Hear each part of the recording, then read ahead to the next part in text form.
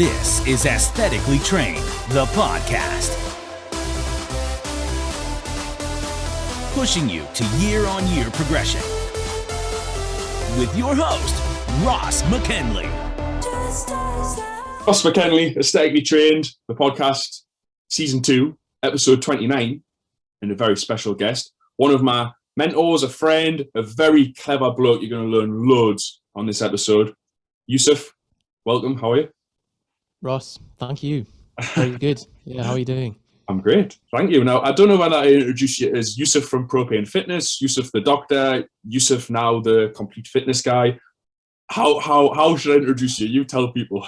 Do you know what, man? This is a difficult one. So many hats. And one of the benefits of being a doctor, one of the few, is that the kind of tea party conversation where, so what do you do? And you're like, luckily you've got a one-word answer. Whereas now it's like, well, basically we help people to grow their fitness business online. And they're like, what? Is that like personal training? You're like, well, no, because we don't do it. And it's much easier to just have a single thing, but it's a tough one, isn't it? Labels are always used more by other people than by yourself. I still think that my grandma and granddad don't understand what I actually do, so I feel your pain for sure. If I had doctor to fall back on, I could guarantee that 5 minutes into every conversation, I'll just be like, that's what I actually do, or falling back to it. So, Yusef, exactly. Even though, where are you in the world right now? You're in the northeast. Where are you now? What are you doing? Tell everyone. So in Newcastle, I've just finished my contract as a doctor, so I haven't been in hospital for a couple of months, which is brilliant. Quite miserable places, even if you're not a patient. And I'm just doing Propane full time now. So Propane, for anyone who doesn't know, is the two-armed business that I run with my business partner, Johnny.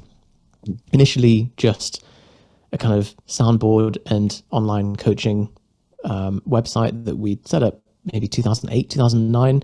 And over time, because of the kind of nerdy physiology heavy content that we used to put up, that then generated a lot of interest from coaches and PTs saying, can you actually help me with my systems to coach my own clients? And then that kind of generated a separate arm to the business, which we now have very inventively named Propane Business. And that's what we do as well. So we still work with clients, helping them get into better shape, helping them to perform better.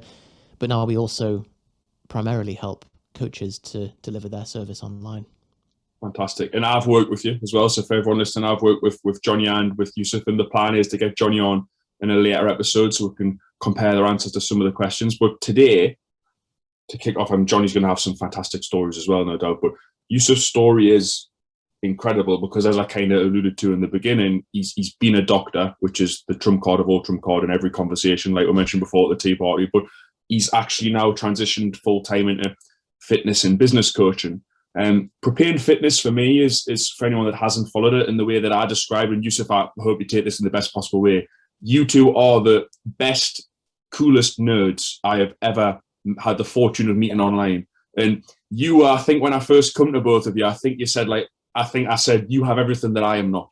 Like, you are organized, like you're just so like this ability to learn. I'm a bit more off the handle, I guess, and I kind of what I was lacking, and I think that what a lot of PTs out there are lacking is maybe the solid structure, the knowledge, the consistency, the work rate, and everything that you and Johnny seem to have. And you've built this massive business where it's not just that you are unbelievably clever, but you're consistent. And like I said, you've also, which you didn't mention there, you've got a really successful podcast. You've had loads of people on it, as well as the incredible achievements that you've both had. So I think there's a lot for people to learn. What got you into fitness originally, Yusef? What got you into this lifestyle? So I'll get onto that, and that's very kind of you to say, by the way. I think you raise an important point that Johnny and myself, are both hyper type A personalities, super neurotic, off the rabbit hole. And it's important, as you said, to find mentors, but also counterbalance your own personality traits. Otherwise, you can end up just completely digging yourself into a hole. And you'll see from speaking to Johnny that his entire life is on Google Sheets. Basically, he is an abuser of Microsoft Excel. So it's being able to counterbalance that and work with sort of leveling out your weaknesses is really important. So in terms of what got me into fitness, I was just the kind of typical skinny kid at the age of 15, 16, started lifting weights, mainly to help with gymnastics as well, which is the other sport that I do. And you just get to the point where you've been lifting weights for long enough and you're like, oh, I'm actually hitting numbers that would do quite well regionally and nationally at the time. So just, by chance, you're like, oh, so going to the gym is now a sport in itself of powerlifting. So we just started competing in that as well. Let us just stop you actually real quick, because I know that everyone will think it. Just run through your squat, bench and deadlift numbers, just because I would certainly hear that and then go, oh, I wonder, and what was your weight at the time? Okay, so I was a 74 kilo lifter when I was super shreddy. I don't think I should have been 74 because I kept getting drug tested because I think I was too lean for that weight category, especially for a powerlifter. Yeah. So I'm 5'9", 74 kilos at the time. Now I'm about 78. Lifts at their top were 200 squats, 242 deadlift, and 150 bench. So at the time they were okay regionally and got me to nationals, but obviously as you've seen, the standard in powerlifting over the last 10 years has just gone stratospheric, and there's just some crazy guys out there now. So it's like at this point I might as well be a noob lifter. That's a great. Right, go on. Keep telling me about your kind of how it started before I interrupt you. But I know fine well people. If I would be listening, I would go, I wonder what he actually hit then. So go on, continue. Yeah. So I made the classic mistake at when you're in your early 20s and you think that you're just indestructible, and you're training through injury, and you're like, oh, that shooting numbness down my left leg, I'm sure it's just DOMS. It must just be DOMS. You keep training on top of it, and then eventually I kind of caused myself some problems with my L5-S1. So I've got a disc herniation that kind of got at its worst a few years ago, culminating in me losing the sensory motor function of my left leg. So I couldn't plantar flex the left foot.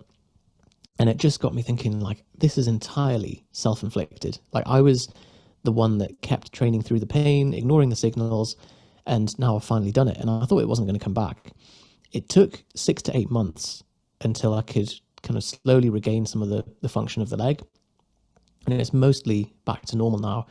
But it was a real sign that actually you just can't train like a dick forever. Otherwise, it's going to catch up with you. So I've switched focus a little bit now, and I still lift with more of a bodybuilding focus, but I'm not doing so much of the spinal loading type stuff anymore. Awesome. And with your coaching side of things, Yusef, and the journey into that and then the business stuff, why would you say, what's caused your love for that? Obviously, you're very, very passionate about it. You've kind of chosen to, well, I guess you must love helping people because you've been a doctor, but then why would you say you've ultimately chosen to go down the fitness route instead of that, and what was the love? So I think they're a lot more similar than a lot of people might think. And the reason for even going into medicine and training to be a doctor was this fundamental idea that, as you know, there is a lot of joy in applying an evidence basis of data and putting that into an application with a person, helping them to optimize their health or their performance. And so having that, and plus it's got the client relationship. You're not kind of off in academia just doing abstract stuff. Like you're on the ground level helping someone to improve themselves on some spectrum. And so for me, medicine was the logical conclusion of that. Unfortunately, clinical medicine in the UK is very much sick care rather than healthcare. You're helping people go from either very unwell to managing their symptoms, or helping manage the decline of their symptoms, which is quite a depressing place to be. But there are some amazing people working working on that and delivering some great care despite the kind of limitations that they're operating in, with, you know, poor funding, poor materials, poor tech.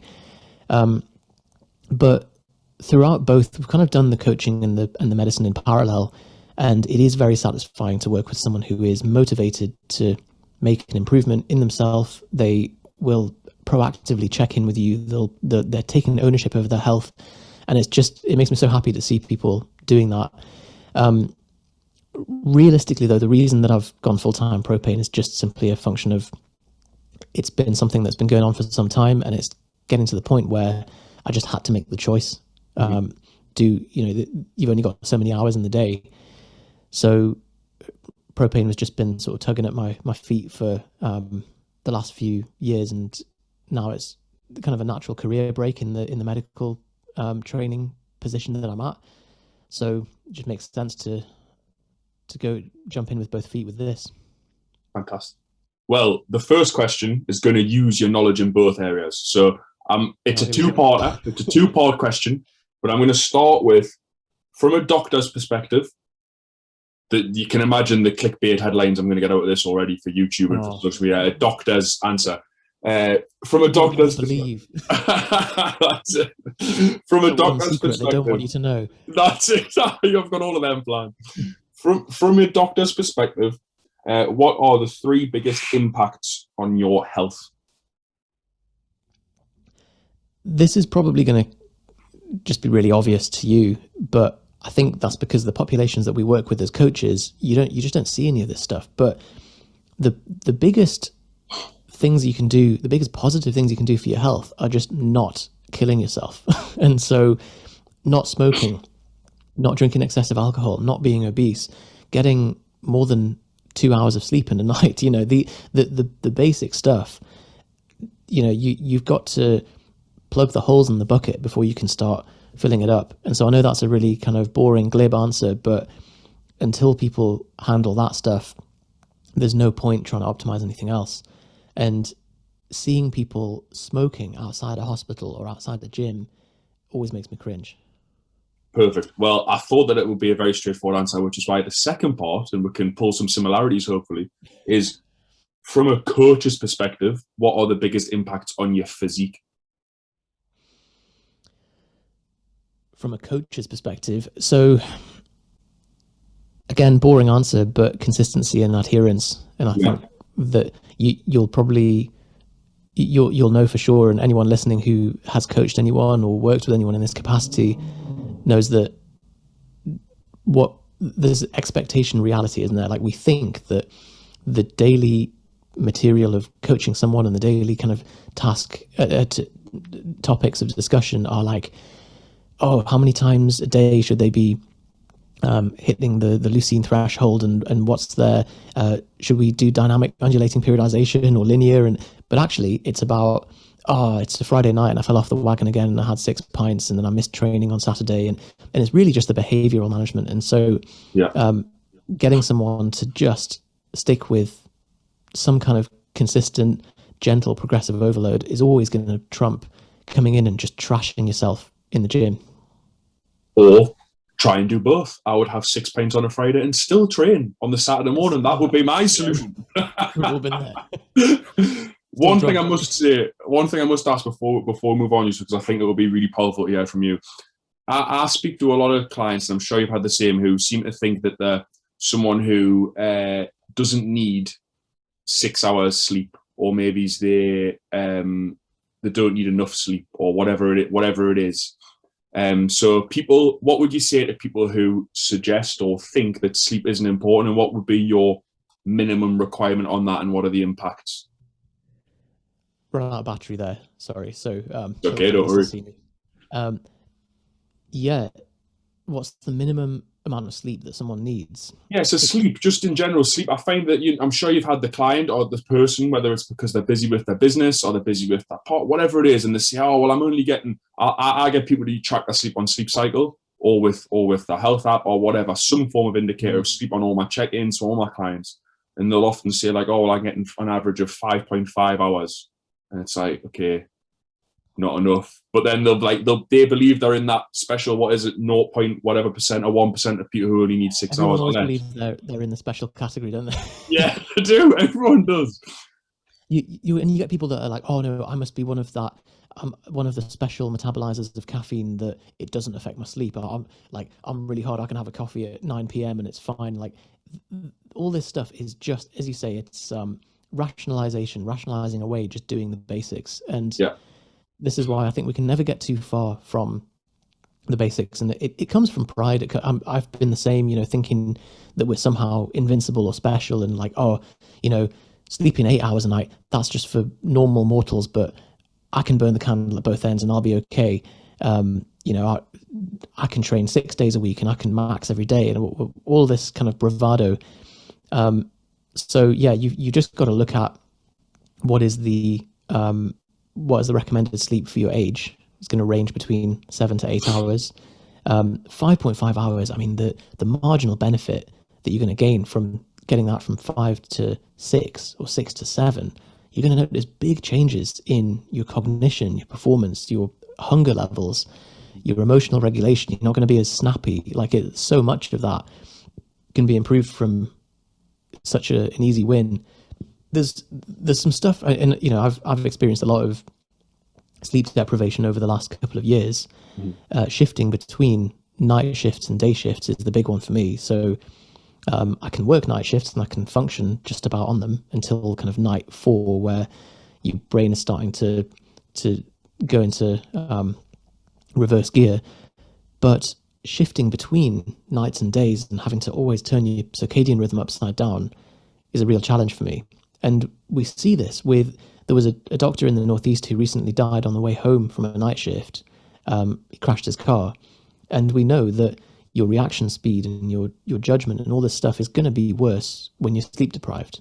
And, obviously then having to make high-ish stakes clinical decisions in a sleep deprived state probably isn't safe as well. But, when you've experienced sleep deprivation and then you experience what it's like to be fully well rested, it's a night and day difference, pardon the pun.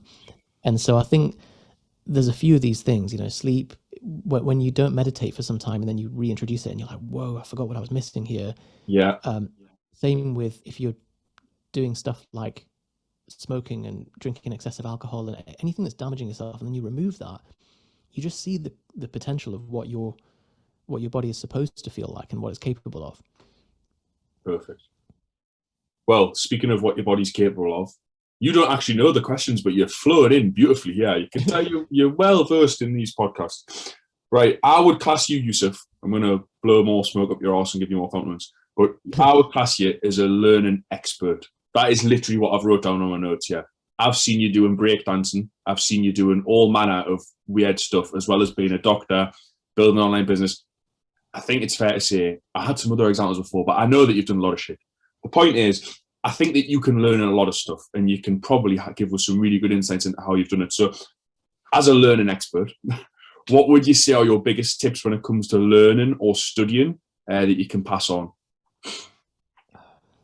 Good question. And I appreciate the compliment, although I should say it's a double-edged sword, because I've been very prone to just mindless acquisition of information.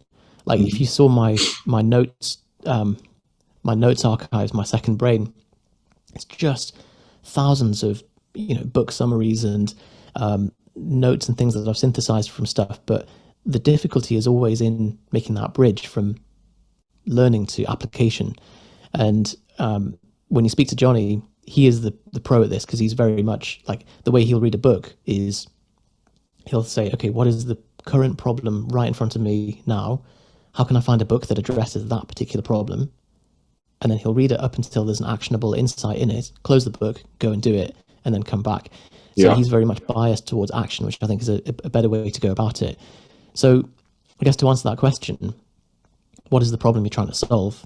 And then what is the minimum amount of information that you need to be able to solve that? And then go away and bias yourself towards action each time. In terms of the source of the information, I think this is critical, and it's something that people don't pay much attention to. we pay so much attention to what goes into our mouths, but we don't pay much attention to what goes into our minds. And this is stuff that's always coming in passively, stuff from the news, the fear and drama and irrelevant information and bullshit that you see on the feed and all this kind of stuff. And equally, when you choose to read a book about something, you should be putting more effort into picking what book and who you're going to read from than what's actually contained in the book, because it's more than half the battle. The reason I'm really emphasizing this is that particularly reading or consuming information in a structured format, that is forming the substrate for all of your thoughts in the future. You see what I mean? And so that's laying the groundwork, that's creating the soil for any future thoughts to sprout from. And so it's kind of garbage in, garbage out. If you're consuming shit information, your thoughts are going to be of that quality as well. So tip number one, be very discerning about what information you choose to consume. Tip number two would be bias yourself towards action. And then three, in terms of kind of integrating that into your life, I guess coming back to it and having some kind of review process where you look back and say, has the information that I've consumed so far taken me towards or further away from my goal, and how can I readjust? How can I kind of course correct as I'm going along? One thing to follow up on that, I haven't wrote this down, but I think I'll try and find some videos, but obviously your acrobatics, your flips, your breakdancing, whatever you want to call it, but you've got that, you've got the gym, your powerlifting skill, and then you've also got your obviously countless hours as a doctor.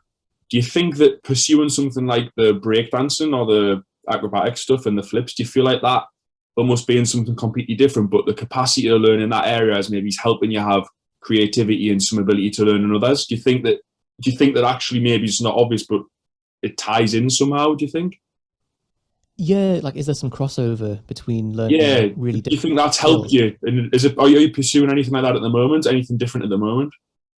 Yeah, so I'm trying to learn flares at the minute, which are people that don't know what that is. It's the thing you see gymnasts do on the pommel horse. So legs are in a wide V shape, rotating around your body, and your hands are supporting you. So difficult. It's I think it's the hardest physical challenge or movement I've tried to learn. Really? And it's one of those things that it looks hard, but when you try it, it gives you a real appreciation for like, oh God, this is even so much harder than it looks. Yeah.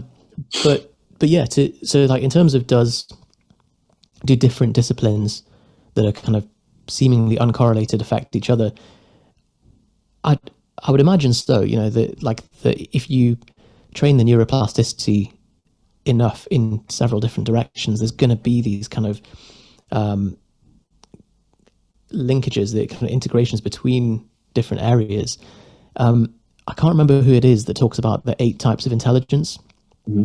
I'm going to try and reel off as many as I can remember here, but there's mathematical, linguistic, musical or rhythmic, visuospatial, physical intelligence, emotional, and something else. And so, this is why you can sometimes see someone who on paper is an absolute beast, and you think like, they've got all the letters after their name and so on, but actually you meet them in person and they're a total space cadet because they've optimized for one branch of themselves, but they've ignored all these other aspects. And similarly with, I guess you see it physically too, like as a microcosm of that, like someone who has got a massive bench press, but they would keel over if they tried to run a kilometer, or if they're really fat, or they can't touch their toes, or whatever it is. But so you might, people who optimize for one physical attribute and not for the rest. You could hypothesize with that as well. I think maybe it's almost a bit like active meditation, like kind of gets you into a flow state that then maybe he's concentrating on one skill, almost gives you a refresh and then the ability to have perspective to look on the other. It's a bit like kind of having that time away from something, almost like that fully takes up. It's like I love snowboarding. I always think with that when I'm snowboarding, I can't think of anything else, because if I do, I'll probably fall over. So then when I'm finished snowboarding, or when I'm sat on the lift and I'm going up, I have these moments of like a real, like almost like a refresh or a reset. And it's like, it's a bit like whenever anyone's had a problem and you go to the gym and you train, and you do your really heavy top set and you enter the void and you come out afterwards and all of a sudden you kind of look at that problem a little bit differently. It's like sleeping, it's like meditating. And I think that maybe he's having a language, or for you, trying those flares or different things. But I think that, honestly, I really do think there's something in that. And that's why I want to ask you, because I think having something completely outside the box to learn is just a mental break that can actually aid everything else. That's a great point. Yeah, you always have your best ideas in the shower. You do. Right. You're like, oh, I need a notebook to write this down. Incidentally, you should ask Johnny about, he bought some pad and paper that is waterproof that you can stick in the shower because of that problem. That's class. See, I told you that these lads were on another level in terms of being nerds. They just have the answers for everything, people. Right. The last one I want to touch on is really well, I've put making big decisions. So obviously, as we've mentioned in the episode, you recently went from being a doctor and now going full-time in Propane Business and Fitness. How did you, I guess, that decision, first and foremost, because that's the story that people can relate to for sure.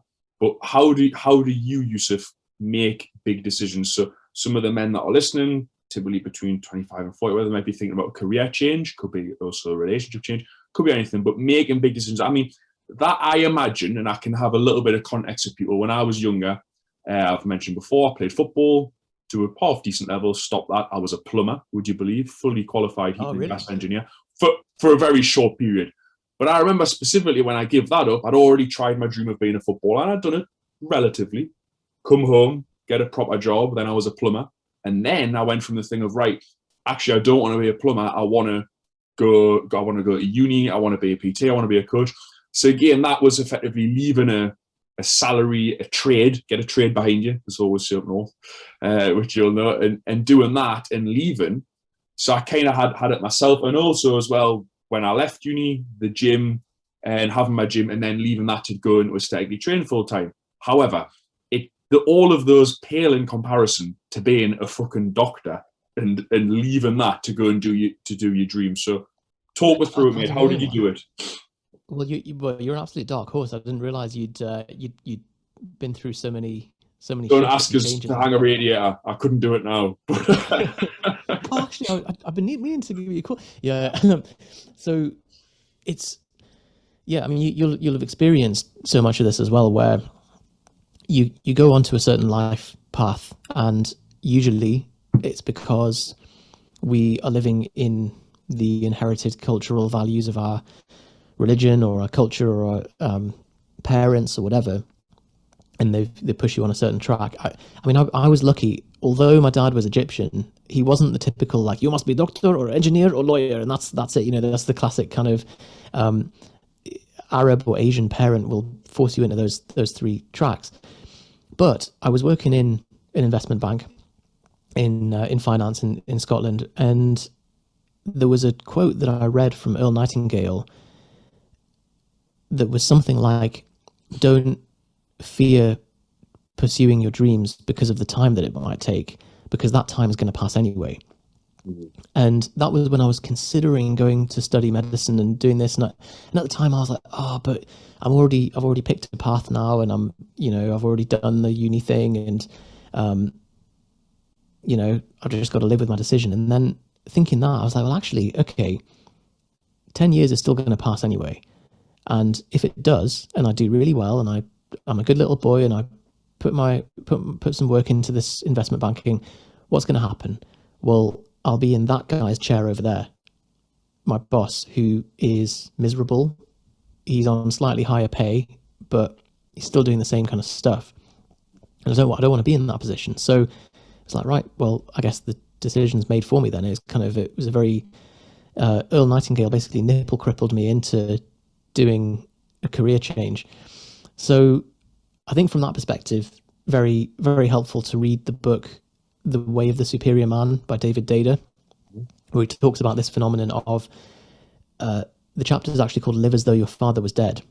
And it doesn't mean your physical father, it means all of the inherited values that you take on. If you're just living vicariously someone else's life, you're always going to carry the sense of inauthenticity that people are going to sense when they're with you, compared to if you just completely follow your own calling. And it will be painful, and you will have to shed layers of purpose like an onion. The kind of outer layers will start to fall away, but you're always going to have to to follow that, and then you're kind of living your highest purpose, I suppose. So I would recommend reading that if anyone is facing a bit of a dilemma at that point. In terms of making a decision in general and the criteria, so the Earl Nightingale one's quite helpful, realizing that the time is going to pass, and so you either continue in this current track and you then just further down that path, or you make a change. The other one is, and I'm terribly indecisive, like I'm the worst for it. But if you always stick to looking at the half-life of the decision that you take, so if a decision has a small half-life, as in the consequences are not very far-reaching, then just make the decision. Don't worry about overthinking it. If it has a large half-life, then put in some more time into thinking about.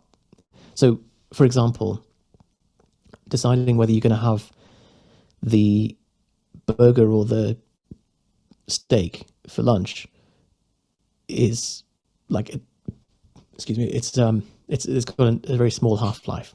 It's a single decision. Like in 6 hours time, you'll forget what you even had for lunch.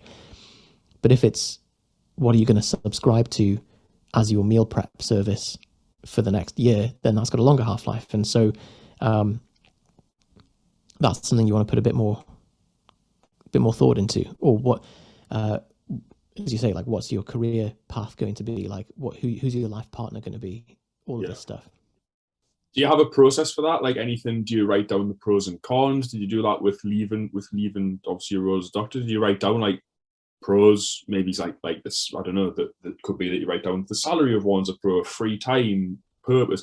Would you do something as what's the term, as logical as that, as just writing down like pros and cons, or would you just go with your gut? I know a lot of people say go with your gut, but I imagine, knowing you the little that I do, that you probably have a bit more process behind it that maybe people can take.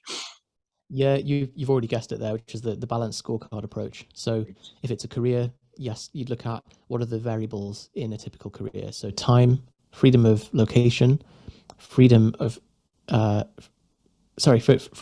freedom of location, satisfaction, and money. Yeah. Or impact, you could swap satisfaction for. Yeah. And you just look at, okay, what are the choices that I have available, and how can I rank them out of 10? Yeah. It's a bit cold. It's a little bit. Maybe you think it sounds a bit psychopathic, but I think do that with a potential partner as well. You know, if you're dating someone and you're thinking, oh, is this person right for me or whatever? It's very easy to get caught up and be like, oh, but she's got really nice tits, and so like whatever, and so then you know when you're 18, that's like that's the main thing. Yeah, actually, like that's not something you should hinge your long-term decision on. Yeah, so create a balanced scorecard of stuff like, yes, if you're a very physical person, a very visual person, like have that as one of the features, but don't. It should not be tits. It should be like, am I physically attracted to them? Are they emotionally stable? Can I see myself aligning my values with them? Do we have similar schedules? Like all of this kind of stuff. Yeah. And then checking out the balanced scorecard on there. And I think it just makes a decision a lot easier when you can look at a global score. Balanced scorecards. That's the answer. Top man. Right. I'm going to finish off. It's been a pleasure. The legendary quickfire round. So we've got 8 questions. 4 easy. Let's get my notes in front of us. I am blind as fuck, so I need to hold these up a little bit when I'm in my contacts. Right. Are you ready? First 4 fast. Second 4, you can kind of have a little bit of time to think. So, first of all, bulk or cut? Bulk. Bulk. You're a bulking guy. You've done some. I would encourage everyone that genuinely after, I will put the links to Propane's Instagram and social media handles, but Yusef has lived the life of both bulking and cutting to a good degree. I actually prefer cutting. I actually much prefer cutting personally. Oh, really? Yeah, I do. I don't know why. It just gives a bit more structure. Feel a little bit better. I don't like looking fat in my face. You know, probably still at an age where it's important to us. Yeah. Read or TV? Read. I don't have a TV, but I'm not saying that as a brag, because I still waste too much time on YouTube and feeds and things. But I do my I best. love that. It's a strong follow-up. I don't have a TV. I mean, that wins that one. This is the next one. Teach or learn? Ooh. Teach, because teaching highlights gaps in your thinking. It's only when you go to try and explain a concept that you're like, oh, actually, I don't fully understand that, because that's when it identifies the holes.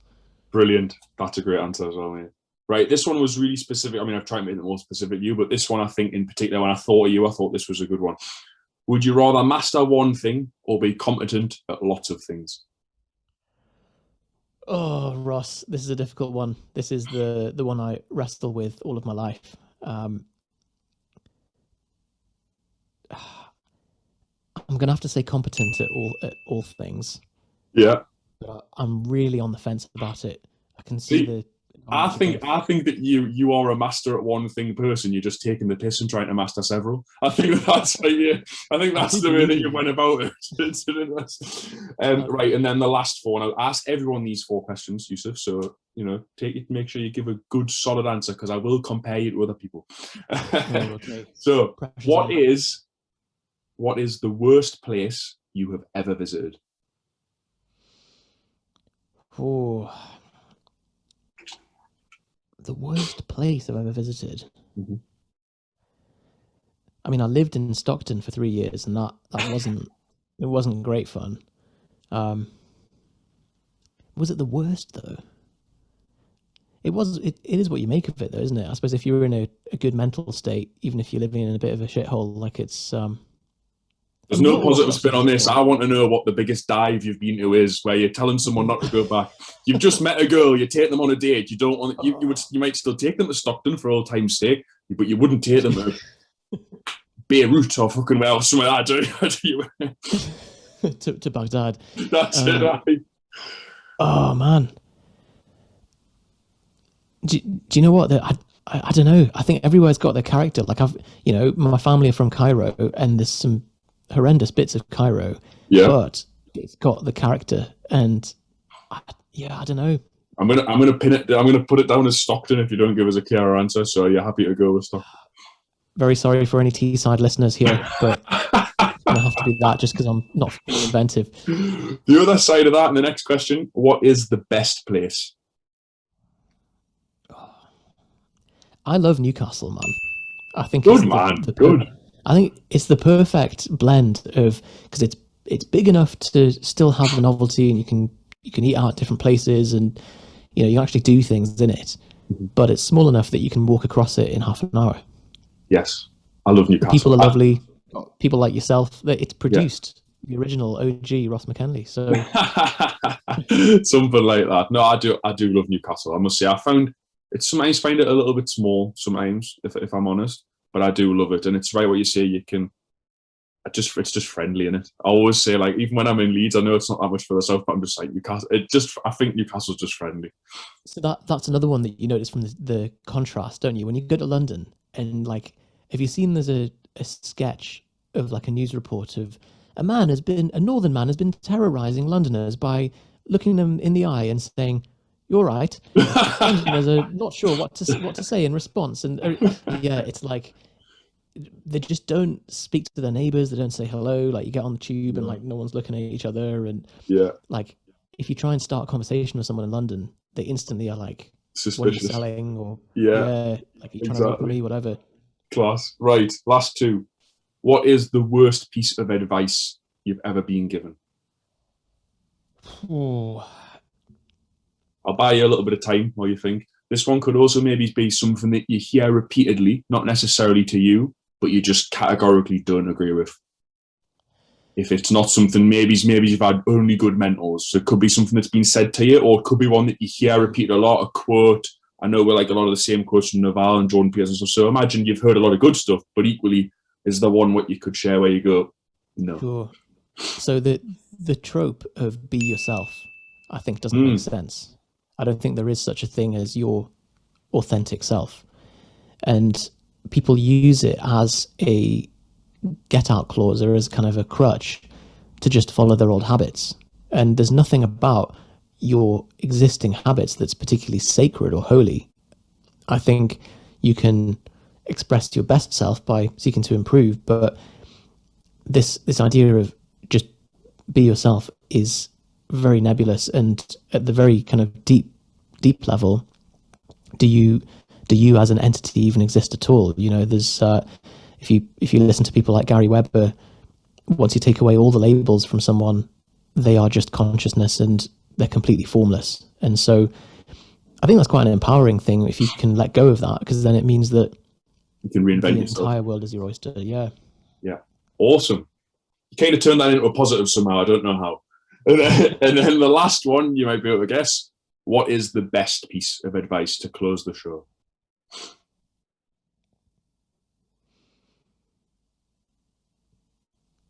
Oh, man. Do you know what? I'm going to have to consult. Oh, actually, this is not a piece of advice that I've received, but it's just kind of a synthesis of all the stuff that we've done, is know what the reps are and then do the reps. Simple, but I like it. Awesome. Good. Yusef, it's been a pleasure. Thank you very much. I've really enjoyed talking to you. Do you want to give everyone your kind of social media handles and a little bit of a guide on where to find you before we go? Sure. Ross, it's been an absolute pleasure. Really enjoyed this one, and looking forward to chatting to you on our podcast as well over the next couple of months if you're free. Awesome. So Propane Fitness is what we're on. So at Propane Fitness on Twitter and Instagram.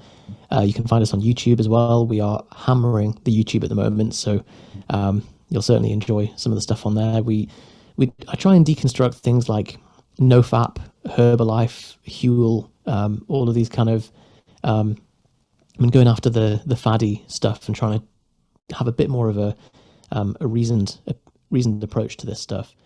And propanefitness.com is the website. Fantastic. Awesome. I will get Bradley to put all the links below, but that's everything, Yusef. Thank you very much. Thank you very much, mate.